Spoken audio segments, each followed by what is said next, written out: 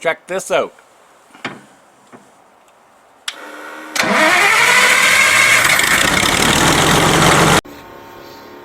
There's nothing like the sound of an old Continental starting up.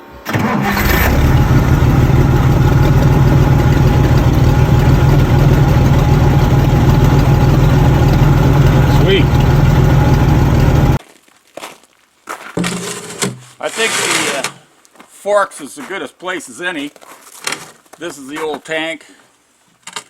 And just first look, I don't really see where it's been leaking or rutted through or whatever, but I'm going to clean it right up and then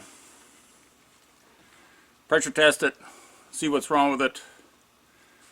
We'll have to take out the sending unit out of this corner here, or this end. See what's going on there. It's probably rotted, fell apart, and we'll just get a new one. I think it's probably a 5-bolt pattern underneath all that grime. And then we'll just go from there, try to get her back in and have it running on the original tank, plus activating the fuel gauge, which would be pretty neat for this old girl. Alright, we'll get back to you in a bit.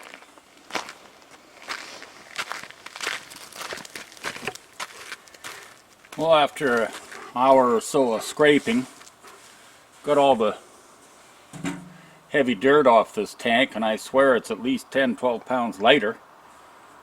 And after I did all the scraping, I just took a wire brush on the angle grinder and buffed up all the sides, etc., etc. Cleaned it right up. There was a little bit of paint left, but even took that off. I got the sending unit taken out of the tank off the top here. That's been modified over the years. They made a shorter arm here. But actually this sending unit I thought would be totally rusted and rotted, but the whole mechanism still works, so I'm going to take it and I'm going to test it out on a battery and another gauge, fuel gauge. We'll just see what's going to happen. It seems like in good condition. I fished out through the fuel sending unit, the level sending unit, 3 different objects. One was a steel spike, pretty long, and it's heavily corroded. Then there's these two copper lines. They're obviously pickup tubes. They were in the bottom of the tank. This was the original one because it's a slash cut, so it's kind of like from factory, and it's not bent, it's pretty straight. This one here probably was stuck in there, but it's it goes down that far. And this one goes right to the bottom, like it tags into the bottom. I took this this brass fitting out here. This is the pickup tube, or the for the suction line, and it has a tube similar to this. It's been just a repair, I guess. This obviously fell out at one time and they never bothered recovering it, and they just put this in. You can see it's been welded or soldered or something, and they didn't do a good job and it fell in. So they pulled it out and they put another one in. I can see it's heavily soldered, like it's a good one. And it is a little shorter. It comes up about ½ inch off the floor of the tank. I prefer that. That sounds like a good idea to me. So that's that part. We'll just turn it over upside down here.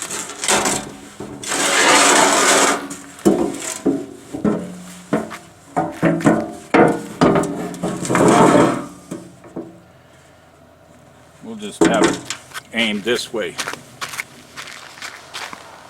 There's been some repairs to the bottom of the tank done.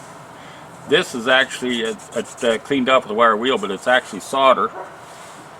But where it's actually been leaking is either here or here. And this here is a hole that I put in taking it out. That's due to my extremely professional work with the cutting torch.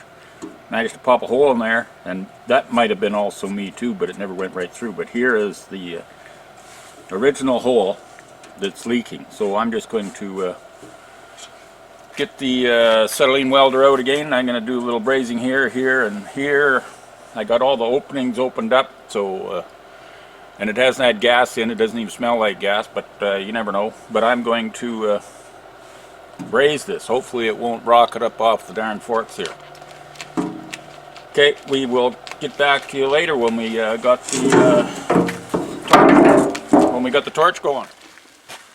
So we just got back from town there, bought some parts, got a new gas gauge, hoping that the sending unit is going to work. I think the gas gauge is done on this machine. I got my two bent elbows and I'm going to have to cut and adapt, but I'm just going to install that off the manifold and divert the exhaust down to the ground. I had to get a 1/4 inch MPT tap because I need to tap out this hole, and I'm going to put this plug in the hole for now. I did get a drain valve that I'll probably put in later, but I don't want to put it in until after I get the tank in. So, you know, because it's probably going to get broken off because it's going to get rough putting that tank in, I can just imagine. So that's those smaller pieces there. And then I did do a little welding. 3 spots brazing with the acetylene. Those 3 spots, and this spot here was originally soldered, so I just went around it with the acetylene torch just to warm it up, heat it up, and re-pool the solder. Because when I buffed it with the wire wheel, it looked like it might be have some not contact all the way around, but it is now. So that's all we've accomplished so far, but we're going to tap this out, get that installed, and then get our exhaust pipe on and move the machine ahead again so I can jack it up on the side and start wrestling with this. Oh yes, and then there is the sending unit. I'll have to put the fuel sending unit back in. I'll have to make a cork gasket and then put some fuel proof MPT, whatever, a gasket maker just to seal it. Put that on and then we'll put the tank in. Meanwhile, time for lunch. It's getting a little bit late in the afternoon. We're approaching 3:30, something like that. I know that doesn't sound late, but that's when the light starts fading. It'll be dark here, you know, in another hour or so. But anyway, we did get a gasket made for our sending unit, screwed back down, missing the bolt there because it was not one of the same screws. It was a threaded bolt there, 1/4 inch bolt with a 7/16 head on it. And over in the other corner there, I still got my pickup fitting there. This is the fill-up tube there. Gas tank is ready to go.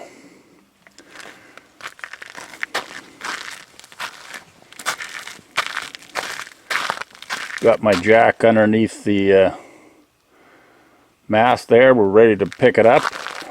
I'll get my, we won't do anything more with it until tomorrow, but I'll get my plywood laid down there, and we're at the same position where we took it off. I'll just jack her up and put our tank back in there. I think it's going to go pretty good because the tank is at least 10-12 pounds lighter than what it was taking it out, and I think it'll go up in there not too bad.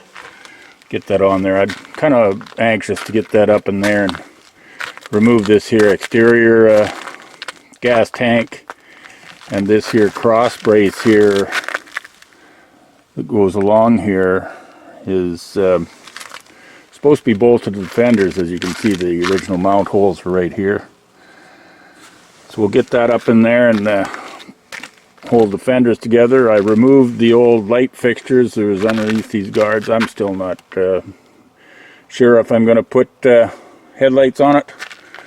Not really any need for it. I won't be working much in the dark, if at all. In fact, I know I won't. And then over on this other side here, we do have our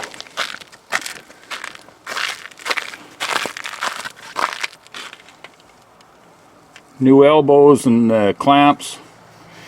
Just put the exhaust in there, and it's just diverting it toward the back and blowing it at an angle down toward the ground.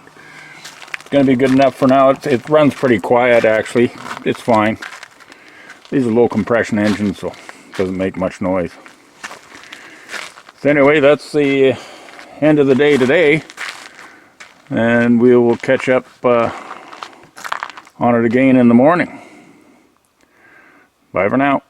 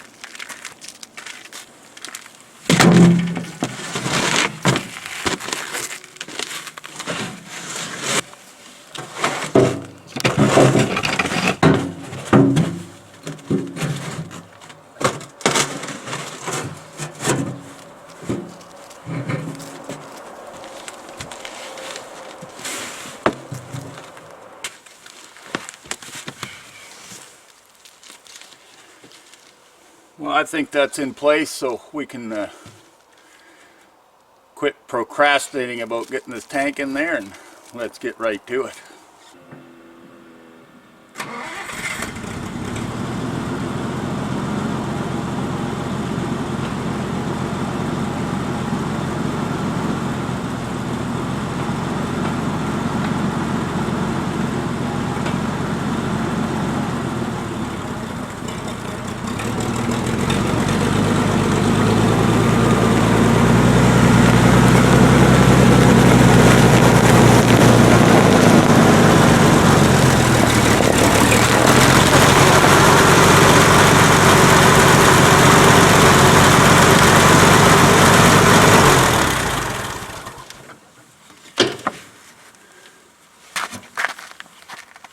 Well, we had some good luck and some bad luck.